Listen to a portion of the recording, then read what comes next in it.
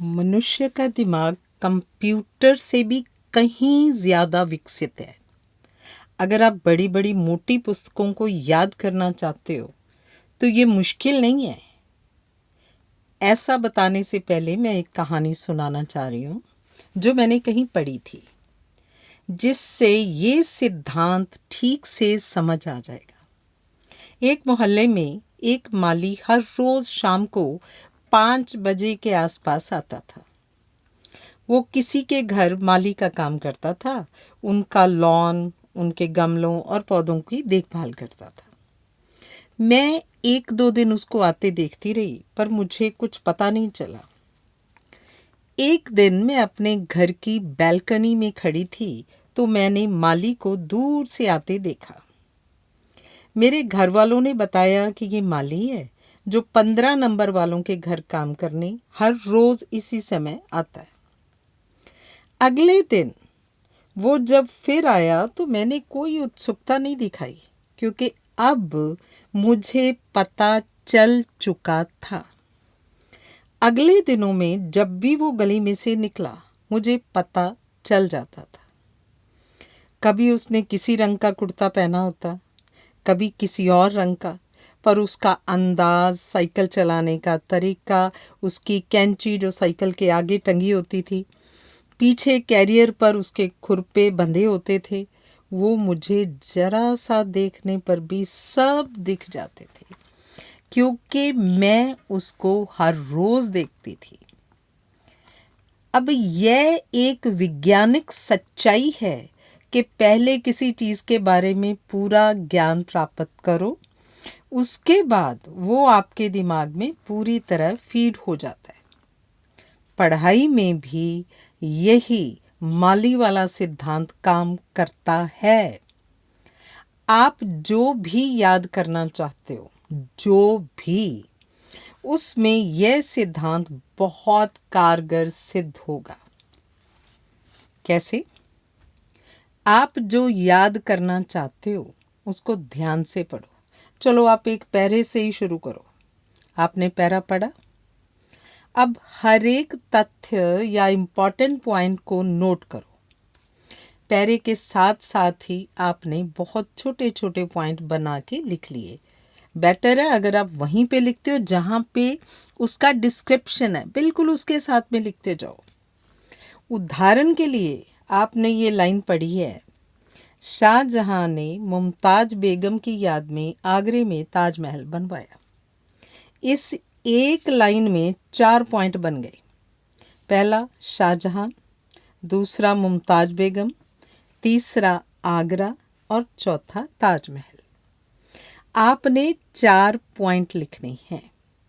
इसमें किसने किसको कहाँ, क्या, क्यों कहा, ये कोई जिक्र नहीं करना। आप इस लाइन को इतने ध्यान से पढ़ोगे कि आप जैसे ही एक पॉइंट को पढ़ोगे आपको उसकी पूरी जानकारी याद आ जाएगी। कई बार 3-4 लाइंस में कोई एक ही पॉइंट बनता है और कई बार एक ही लाइन में काफ़ी इम्पॉर्टेंट पॉइंट्स निकल आते हैं। पूरे पैरे के पॉइंट्स बनाओ और उनको उस लाइन के सामने लिखते जाओ जहाँ पर वो पॉइंट पैरे में लिखा हुआ है। अब धीरे धीरे पूरे लेसन के पॉइंट्स बना लो। अब एक नोटबुक लो। हर लेसन के बने हुए पॉइंट अब बारी बारी लिखते जाओ। एक लाइन में एक ही पॉइंट लिखना है। अगर आपको मुश्किल लगे तो पेज के बीचों बीच एक लाइन खींच लो। आपको ये पॉइंट ऊपर से नीचे लिखने हैं और उसका नंबर डालना है। हो सकता है आपके 200 पॉइंट बन जाए एक लेसन में, कोई प्रॉब्लम नहीं है। अब एक एक पॉइंट को पढ़ो। उस पॉइंट के साथ जो भी विस्तार है वो आपको याद आ जाना चाहिए। अगर कहीं आप अटक जाते हो, दोबारा पुस्तक में से उसको फिर से पढ़ो। बहुत ज़्यादा अगर मुश्किल है तो उस पॉइंट के साथ कुछ और इम्पॉर्टेंट भी लिख लो कुछ भी स्पोर्टिव, जिससे आपको उसके बारे में सब कुछ याद आ जाए। आपको रट्टा नहीं मारना है। अब सिर्फ शाहजहां पॉइंट से आपको पता चल जाना चाहिए कि वो एक सम्राट था जिसकी बेगम का नाम मुमताज था। उसने आगरा में ताजमहल बनवाया था।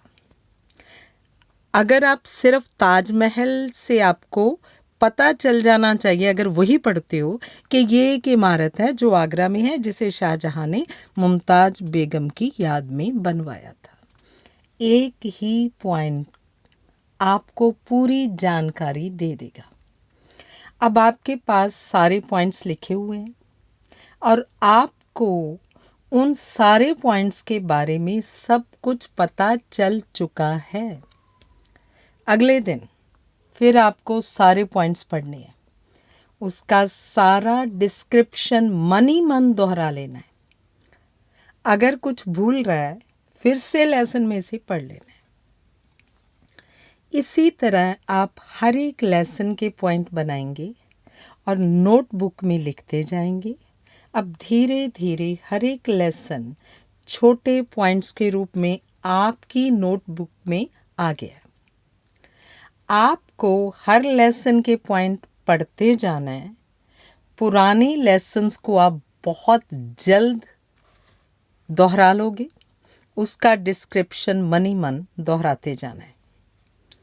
नए लेसन के भी आप पॉइंट्स पढ़ते जाएंगे और उसके बारे में दोहराने से कुछ ज़्यादा टाइम लगेगा, उसके बारे में दोहराने में आपको कुछ ज़्यादा टाइम लगेगा।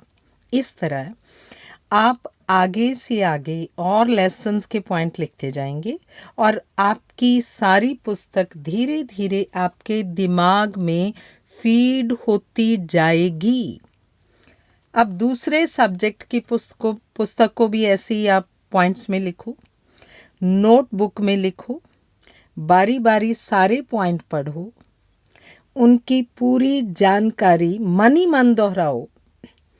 बड़ी बड़ी पुस्तकें पहले पॉइंट्स में और उसके बाद सारे पॉइंट्स डिस्क्रिप्शन के साथ आपके दिमाग में फीड हो गए होंगे। कुछ ही महीनों में आपके सिलेबस वाली मोटी मोटी किताबें आपके दिमाग में पूरी तरह से फीड हो जाएंगी। आपने हर वो लेसन जो हो चुके हैं की दोहराई करते रहना। परीक्षा तक आपने उनको पढ़ते रहना है। परीक्षा में आप ये देखकर हैरान हो जाओगे कि जिस लेसन को भी आपने पॉइंट्स में लिखा था, समझा था, वो सारे पॉइंट्स आप मन की आंखों से साक्षात देख रहे होंगे। आपको भाषा की मदद से सिर्फ उन पॉइंट्स को शीट्स पर उतारना है। इस सिद्धांत से समझ के दोहराने से आपके एग्जामिनर्स इस दुविधा में होंगे कि आपका एक भी नंबर कहाँ से काटें। आप ये सिद्धांत छोटी से छोटी और बड़ी से बड़ी क्लास में अपना सकते हैं। आप छठी क्लास में हैं या 12वीं में हैं, आप MSc कर रहे हैं या इंजीनियरिंग कर रहे हैं, आप MBBS कर रहे हैं या PhD कर रहे हैं, MPhil कर रहे हैं। अब वो माली वाला सिद्धांत आपको कहाँ से कहाँ तक पहुँचा देगा। इन शॉर्ट फिर से देखते हैं।